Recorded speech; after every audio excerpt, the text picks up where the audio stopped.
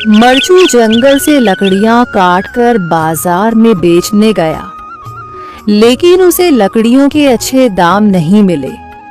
इस पर मरचू ने कहा, अरे भैया, इतने कम पैसे? इन पैसों में तो 2 वक्त का खाना भी नहीं मिलेगा। आप मुझे बहुत ही कम पैसे देते हैं। मैं इतनी मेहनत से लकड़ियां काट कर आता हूँ, लेकिन उनके पैसे मुझे बहुत कम मिलते हैं। भैया, तुम्हारी लकड़ियां होती ही इतनी कमजोर हैं कि मैं इससे ज्यादा पैसे नहीं दे सकता। तुम्हारी लकड़ियों के बस इतने ही पैसे बनते हैं। अरे भैया, कुछ ज्यादा कर दो ना। वो क्या है ना कि इन पैसों का तो कुछ भी नहीं आता। मैं अपनी जिंदगी कैसे गुजारूंगा? भैया, तुम जाकर अच्छी लकड़ियां लाओ, तभी इन लकड़ियों का अच्छा दाम मिल पाएगा, वरना इन लकड़ियों का तो यही दाम है। ये सुनकर मरचू बहुत ज्यादा परेशान हो गया और पैसे लेकर किराने की दुकान से सामान खरीदकर घर आ गया। घर पहुंचते ही मरचू की पत्नी सीता ने कहा, अरे जी, सामान ले आए आप? हाँ जी, सामान ले आया हूँ। सीता के चेहरे पर खुशी छा जाती है, लेकिन जब उसने सामान देखा, जी, इसमें तो बहुत थोड़ा सामान है। हाँ सीता, मुझे पता है कि यह सामान बहुत थोड़ा है, लेकिन मैं क्या करूं? मेरे पास जितने पैसे थे, मैं उतने का ही सामान लेकर आ गया हूँ। इस तरह हमारा गुजारा कैसे हो पाएगा जी? आपको तो पता ही है कि हम कितनी मुश्किलों से गुजारा करते हैं। हाँ हाँ, मुझे पता है, लेकिन मैं कर भी क्या सकता हूँ?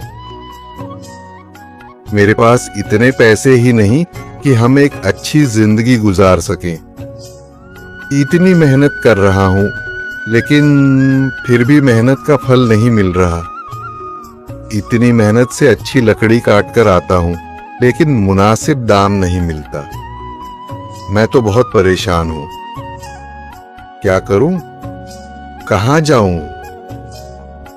अरे जी, आप परेशान न हो, आप कोई और काम देख लें। मैंने कई बार काम तलाशने की कोशिश की, पर किसी ने भी मुझे काम नहीं दिया। ये सुनकर सीता भी काफी ज्यादा परेशान हो गई। मरचू से सीता की परेशानी नहीं देखी गई। उसने अपनी पत्नी सीता से कहा, मैं फिर से जंगल की ओर जा रहा हूँ। अरे जी, अभी मत जाइए ना, वैसे भी शाम हो रही है। आप कल चले जाइएगा, अभी मत जाइए। ठीक है, अगर तुम रोक रही हो तो मैं नहीं जाता। मैं कल चला जाऊंगा। इसके बाद मरचू गांव में घूमने के लिए चला गया। तभी उसे एक आदमी मिला और उसने कहा, कहाँ जा रहे हो भैया? और सुनाओ, क्या हाल चाल है? जिंदगी कैसे गुजर रही है? अरे भैया, तुम्हें तो पता है कि लकड़ियां काटकर कैसे गुजारा होता है। हाँ भैया, तुम सही कह रहे हो। और आसपास के जंगलों में अच्छी लकड़ियां भी नहीं है। इसके लिए तो जंगल के अंदर जाना पड़ेगा। पर जंगल के अंदर तो काफी सारे जंगली जानवर होंगे। मुझे बहुत डर लगता है भैया। मैं जंगल में कैसे जाऊंगा? हाँ भैया, जंगली जानवर तो होंगे, लेकिन अच्छी लकड़ियां तो वहीं से ही मिलेंगी।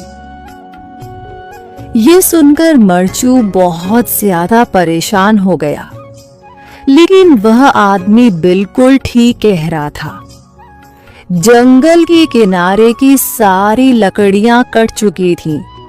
अब सिर्फ जंगल के अंदर ही अच्छी लकड़ियां बची थीं।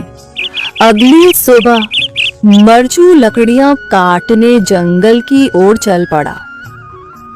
जंगल में आने के बाद मरचू ने कहा, अरे, यहाँ पर तो लकड़ियां ही नहीं हैं। वो आदमी सही कह रहा था, लकड़ियों के लिए तो जंगल के अंदर ही जाना पड़ेगा। और जंगल के अंदर जाना क्या सही रहेगा? मुझे तो बहुत डर लग रहा है, क्योंकि वहां पर तो काफी सारे जंगली जानवर होंगे जो खतरनाक होंगे। अगर आज मैं जंगल के अंदर नहीं गया तो मैं आज घर पैसे लेकर नहीं जा सकूंगा, और फिर जब पैसे नहीं होंगे तो गुजारा कैसे होगा? मरचू जंगल के बाहर खड़ा सोचता ही रहा और फिर उसने सोचा, अरे यहाँ पर भी कोई मजबूत पेड़ दिखाई नहीं दे रहा जिससे मैं लकड़ियां काटकर घर ले जा सकूं। लगता है और अंदर जाना पड़ेगा।